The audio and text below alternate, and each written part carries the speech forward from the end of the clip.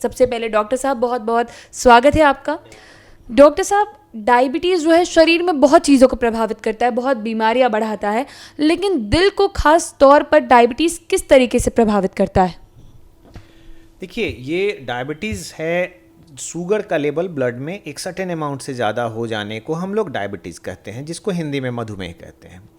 तो ये तो कई बीमारियां करती हैं, ये साइलेंट किलर है, आपके आँख की रोशनी ले जाती हैं, किडनी खराब करते हैं, लेकिन मुख्यतः हम लोग आज बात करेंगे हार्ट के बारे में और ब्लड वेसल्स के बारे में।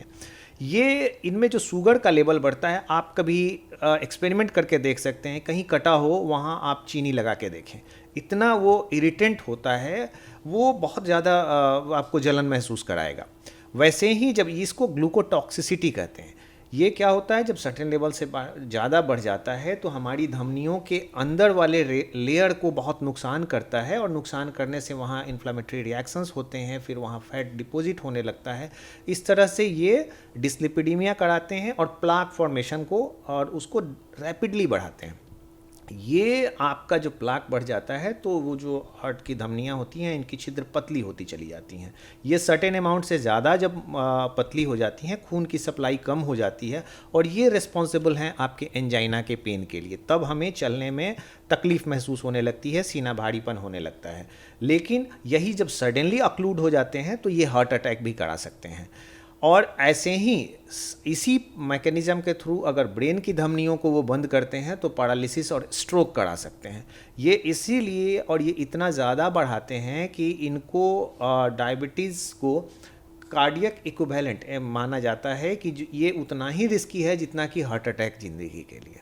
धन्यवाद जी डॉक्टर साहब, अब एक ये चीज़ समझना चाहूँगी कि अगर कोई डायबिटिक मरीज़ है, किसी को डायबिटीज़ है और इन दिल से जुड़े भी कोई रोग हैं, तो उनके लिए खतरा कितना ज़्यादा बढ़ जाता है?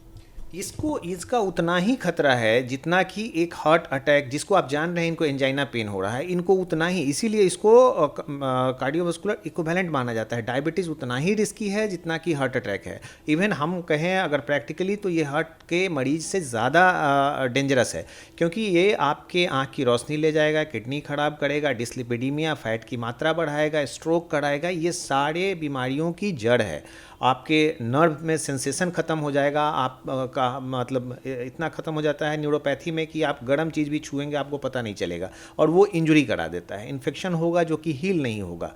इसलिए ये सिर्फ हार्ट से ज़्यादा खतरनाक है डायबिटीज़ होना। डॉक्टर साहब, अब एक बहुत ज़रूरी सवाल मैं ये जानना चाहूँगी कि लोगों को जिन्हें डायबिटीज़ की भी समस्या और हार्ट का भी कोई प्रॉब्लम चलता रहता है, तो उन लोगों को किस तरीके का ध्यान रखना चाहिए, अपना किन बातों का खास तौर पर ध्यान रखना चाहिए? क्या कोई लाइफस्टाइल चेंजेस हैं या फिर कोई मेडिकेशंस है जो उन्हें करनी चाहिए?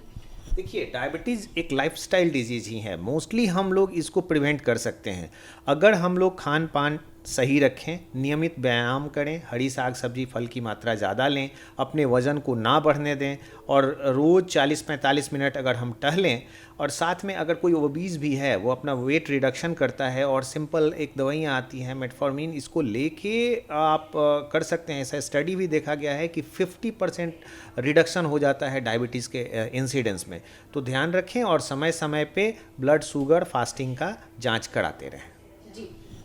क्या ऐसी कोई दवाइयाँ होती है जो हार्ट डिसीज़ के लिए लोग खाते हैं और डायबिटिक पेशेंट अगर वो ऑलरेडी हैं तो उससे ज़्यादा दिक्कत हो सकती है?